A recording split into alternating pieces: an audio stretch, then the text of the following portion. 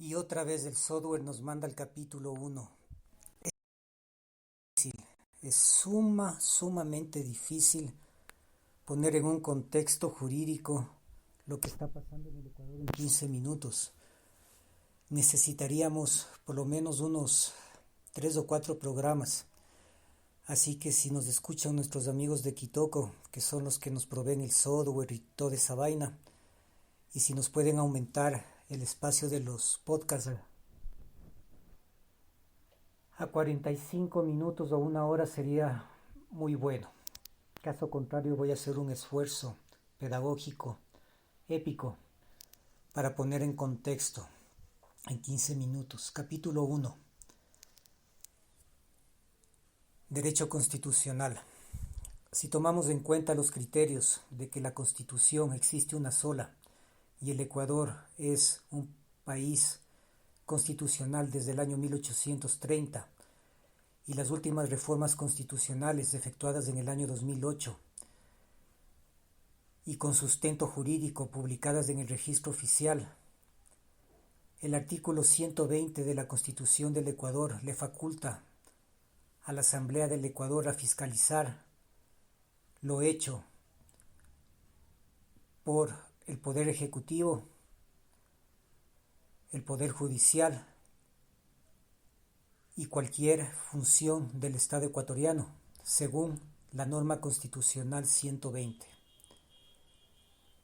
En esta norma constitucional 120 se demuestra que la Policía del Ecuador se arrogó funciones a no proporcionar la información que pide la Comisión de la Asamblea del Ecuador, que está investigando la relación que tiene el actual presidente del Ecuador, que está a cargo del Poder Ejecutivo, el señor Guillermo Lasso Mendoza, con carteles del narcotráfico, lavado de activos. Según las primeras denuncias, habría recibido en su campaña $1,500,000 de carteles del narcotráfico.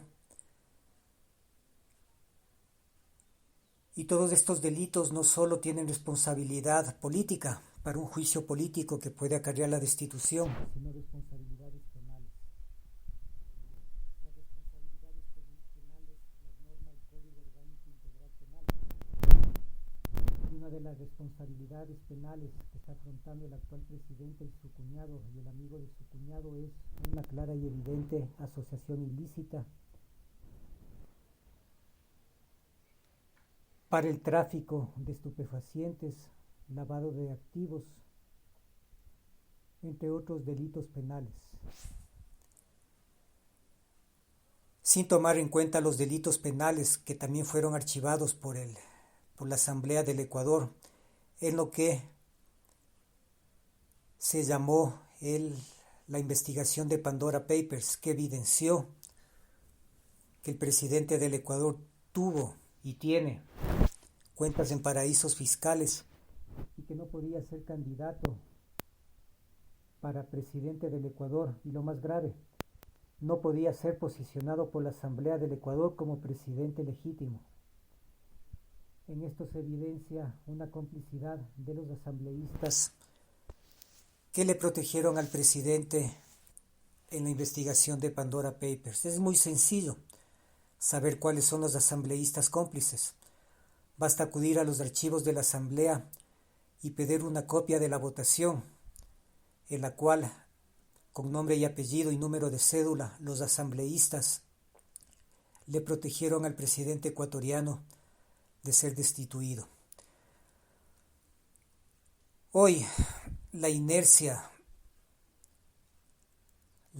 quizás no la inercia, sino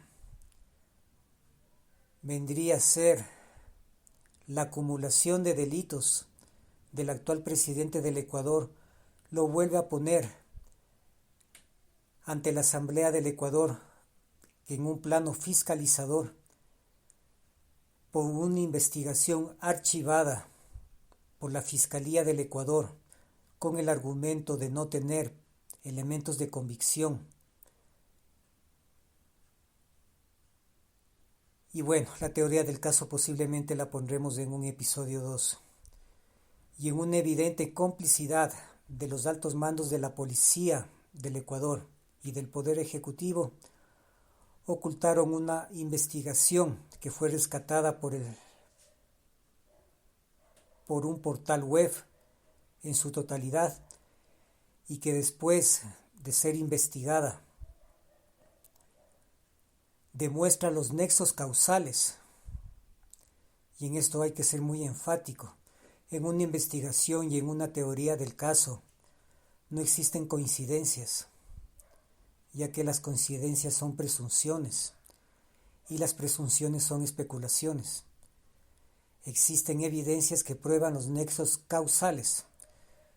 ¿Qué es un nexo causal? Un nexo causal es una relación directa que comprueba el dolo y la complicidad de dos o más personas en una asociación ilícita, que puede ser determinada como una conspiración.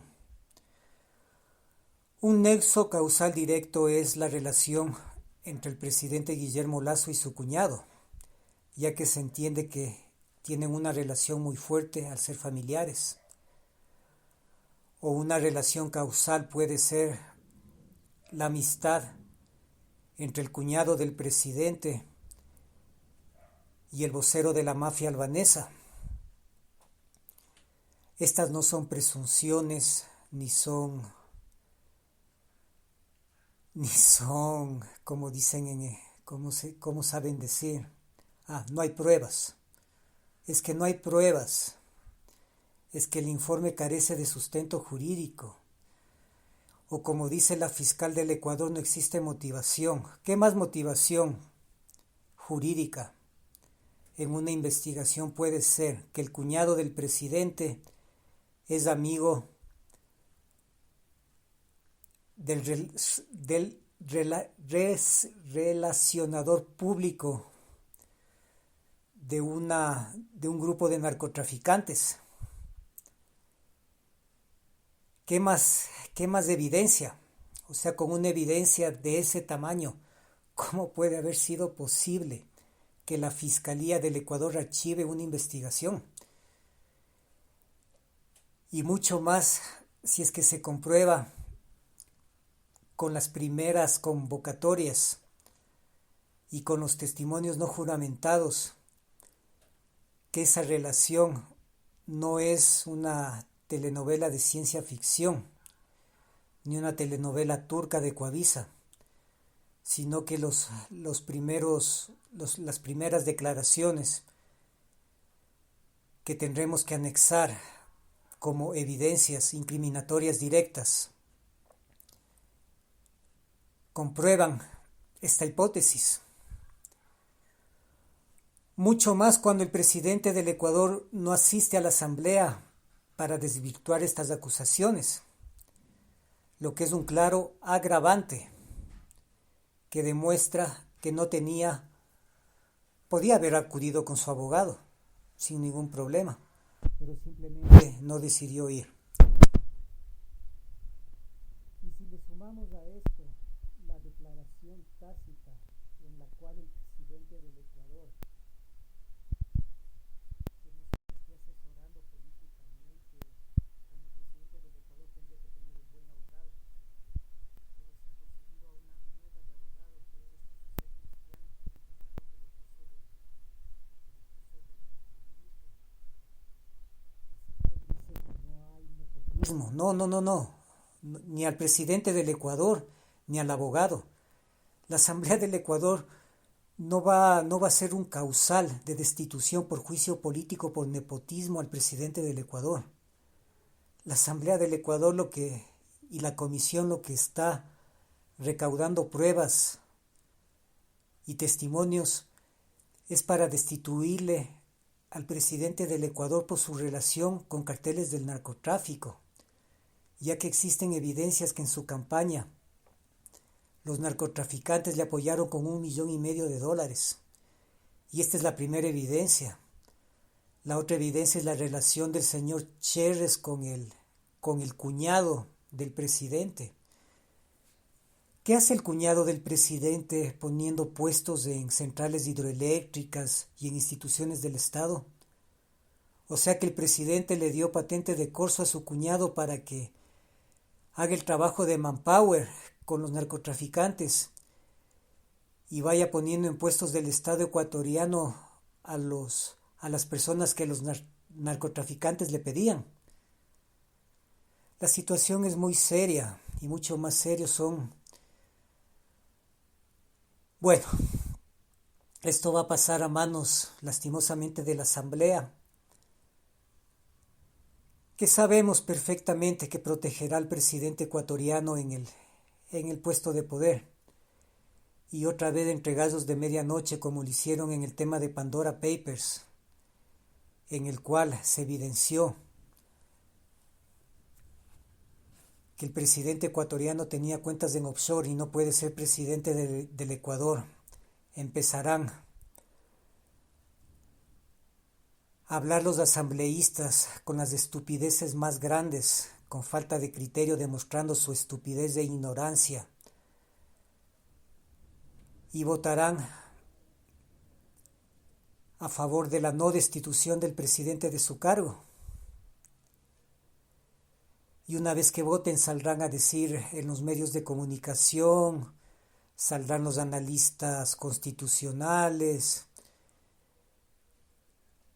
a tratar de justificar sus estupideces ante el pueblo ecuatoriano.